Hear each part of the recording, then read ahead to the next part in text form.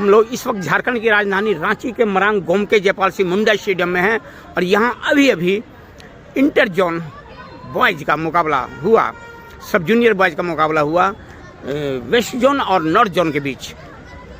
मुकाबला बहुत दिलचस्प हुआ। पहला गोल किया गया था नॉर्थ जोन की तरफ से, लेकिन उसके बाद पलटवार किया वेस्ट जोन ने और करण के द्वारा एक गोल किया गया और इस गोल की बदौलत ये टीम बराबरी पर आ गई। करण इस वक्त हमारे साथ है।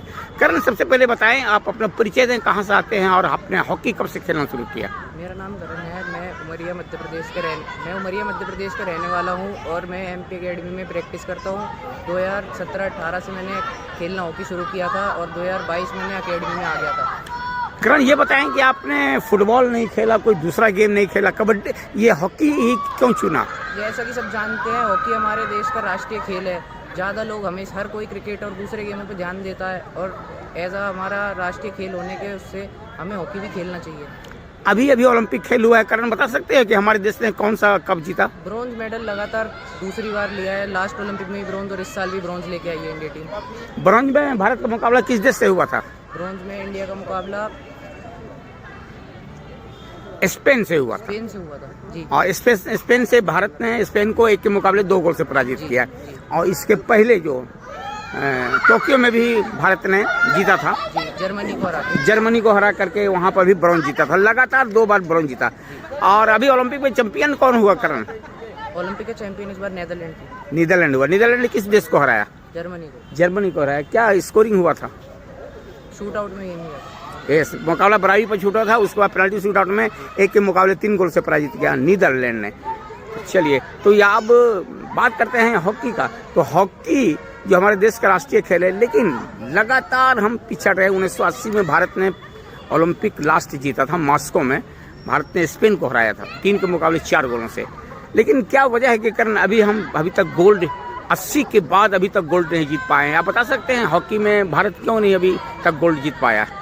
प्लेयर्स बहुत कोशिश भी कर रहे हैं, बहुत अच्छी टीमें भी हैं, सब कुछ अच्छा है। धीरे धीरे वापस आ रही है हॉकी गेम में। जैसा आप जानते हैं कि इससे पहले जो ब्रॉन्ज मेडल आया था वो बहुत सालों बाद मेडल लिया इंडिया ने। लगातार अब 2 ब्रॉन्ज आए हैं। धीरे धीरे ऐसे इंडिया की हॉकी भी आगे बढ़ेगी, वापस अपनी लय में आएगी। हॉकी में अगर आप जानकारी रखते हैं तो करण, आप बता सकते हैं हॉकी में भारत ने विश्व कप कब जीता था?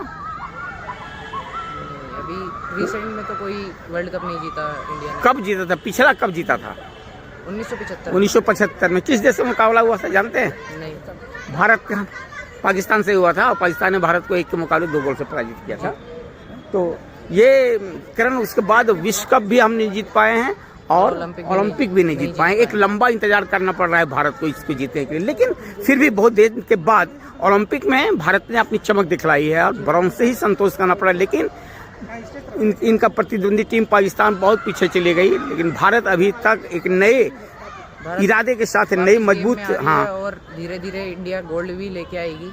धीरे धीरे जैसे बढ़ रही है, अभी ब्रॉन्ज है, आगे आने वाले टाइम में गोल्ड भी लेकर आएगी। बहुत अच्छी हॉकी चल रही है इंडिया की, बहुत सपोर्ट मिल रहा है हर तरफ से। ऐसी सपोर्ट मिलता रहेगा हॉकी को, तो हॉकी भी आने वाले टाइम में गोल्ड लेकर आएगा। आप तो हॉकी के खिलाड़ी हैं करण, मैं आपसे जानना चाहता हूँ कि अभी जो खेला गया ओलंपिक पेरिस में जो हुआ, यहाँ पर एक मुकाबला हुआ था क्वार्टर फाइनल का, जिसमें भारत खेल रही थी ग्रेट ब्रिटेन से।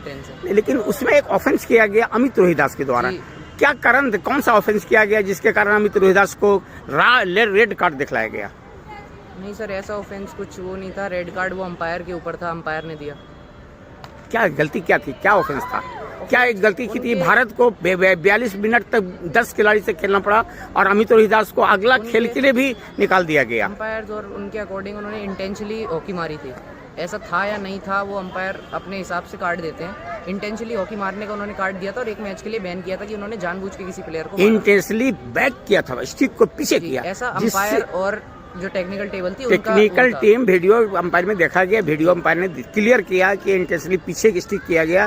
ग्रेट ब्रिटेन का एक खिलाड़ी इंजर्ड हो गया, उसका सर फट गया, जिसके कारण वहां पर रेड कार्ड मिला। भारतीय टीम 42 मिनट तक बिना 10 खिलाड़ी से खेली और अगला जो सेमीफाइनल था जर्मनी से, उसमें भी अमित रोहिदास नहीं खेले। लेकिन मैं ये इसलिए कहना चाह रहा हूँ, इस बात पर इसलिए जोर दे रहा हूँ करण, कि खेल में अनुशासन एक बहुत बड़ी चीज है।